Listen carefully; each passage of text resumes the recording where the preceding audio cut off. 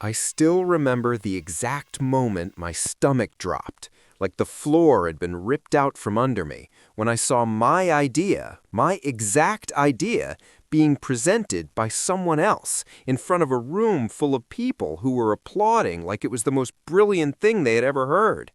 And the worst part? That someone was my own teammate.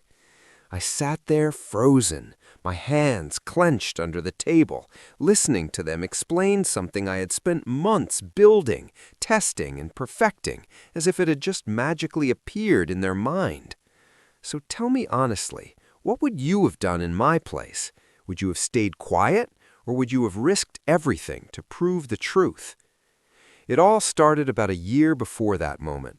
I had just joined this small but ambitious tech startup straight out of college. It wasn't anything fancy at first, just a handful of people, tight deadlines, and that constant pressure to innovate or disappear. But I loved it. I was the kind of person who thrived on ideas. Late nights, scribbling notes, random bursts of inspiration, it all felt natural to me. And a few months into the job, I came up with something that I genuinely believed could change everything for the company. It wasn't just a random thought either. I spent weeks researching, building prototypes, running tests, and even creating a full presentation deck. It was a system that could automate one of our biggest operational bottlenecks, saving time, money, and resources. I remember sitting in my apartment at 2 a.m., staring at my laptop screen, thinking, this is it. This is the thing that's going to put me on the map. At that time, I was working closely with a guy named Daniel. He was older than me, more experienced, and honestly, I looked up to him.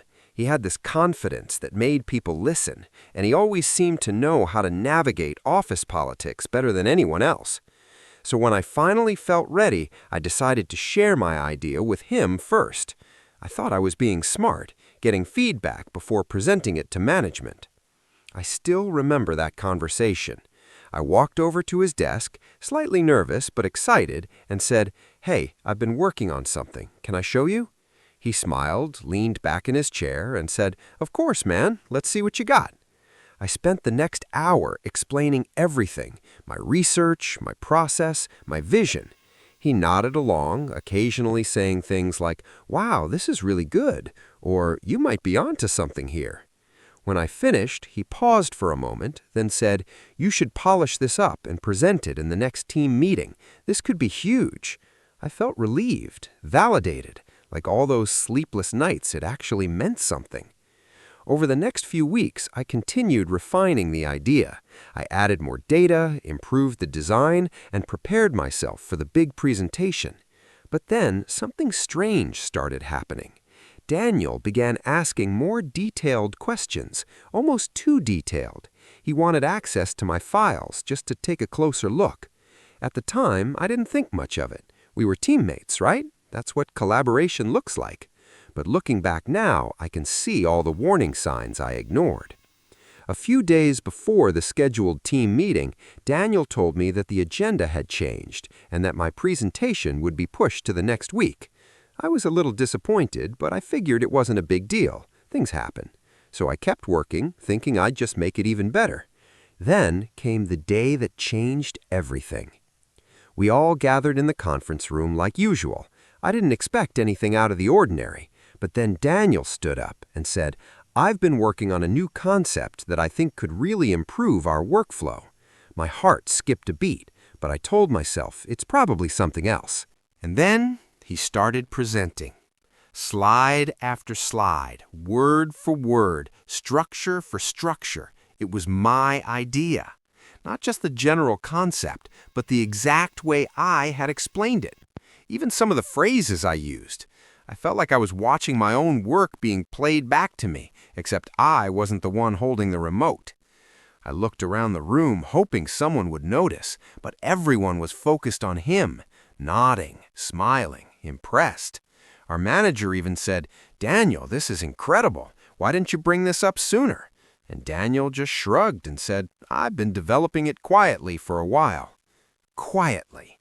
That word echoed in my head over and over again. I didn't say anything during the meeting. I couldn't. I was in shock. My mind was racing, trying to process what had just happened. Was this real? Did he actually just do that? Or was I somehow overreacting? After the meeting, a few people even came up to Daniel, congratulating him. I stood there, invisible, like I didn't exist, like all my work had just been erased. That night, I couldn't sleep.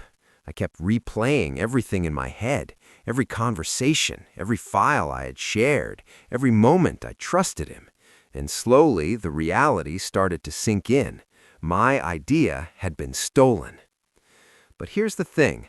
Accusing someone like Daniel wasn't simple. He was respected, trusted. If I spoke up without proof, it could backfire badly. I could be labeled as jealous or unprofessional. I could lose my job. So I had a choice to make. Stay quiet and let it go, or fight back and risk everything.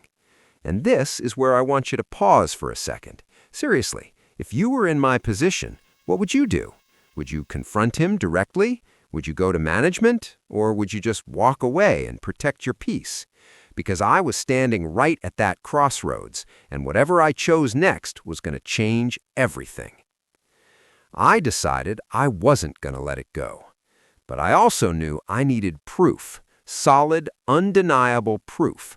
So I started digging. I went through my emails, my saved drafts, my timestamps, anything that could show I had developed the idea first. And thankfully, I had a habit that ended up saving me. I documented everything. Every version of my work was saved with dates. I had emails where I sent early drafts to myself. I even had a message thread where I briefly mentioned the concept to a friend weeks before I ever showed it to Daniel. But the most important piece of evidence was something I almost forgot about, a recorded brainstorming session I had done on my own. I used to record myself talking through ideas just to organize my thoughts. And there it was, a full audio recording, dated weeks before Daniel's presentation, where I explained the entire concept in detail. When I found that file, I just sat there in silence for a moment, because in that moment I knew I could prove it. The next day, I requested a meeting with our manager. My hands were shaking as I walked into that office, not because I doubted the truth, but because I knew how messy this could get. I explained everything calmly, laying out the timeline, showing my files, playing parts of the recording. At first, my manager looked skeptical, but as I went through the evidence step by step, I could see his expression change. Confusion turned into concern. Concern turned into realization. He asked me one question: "Are you sure you want to take this further?" I took a deep breath and said yes. What happened next was intense. They called Daniel in. I was asked to stay, and for the first time since all of this started, we were sitting face to face. At first, he denied everything. He said it was a coincidence that we had similar thinking. But when the evidence was presented, the timestamps, the files, the recording, his story started falling apart. He couldn't explain how my exact wording, my exact structure ended up in his presentation. The room went silent. And then he just stopped talking. That silence said everything. Within a few days, the company took action. Daniel was removed from the project immediately. An internal review was conducted, and eventually he was let go. My idea was officially credited back to me, and I was given the opportunity to lead the project moving forward. But honestly, the victory didn't feel as satisfying as I thought it would. Yeah, I got recognition. Yeah, my work was validated, but something had changed in me. I realized how easily trust can be broken, how quickly someone can take advantage of your openness. At the same time, I also learned something important. Your work has value, and if you don't stand up for it, no one else will. Looking back now, I don't regret speaking up. It was uncomfortable, stressful, and honestly terrifying at times, but it was the right thing to do. Not just for me, but for anyone who's ever had their work dismissed or stolen. So if there's one thing I want you to take away from this story, it's this: protect your ideas, document your work, and don't be afraid to fight for what's yours, even when it feels risky. If you were on my side in this situation, make sure to like this video. And if you enjoy stories like this, real, raw, and a little messy, go ahead and subscribe for more.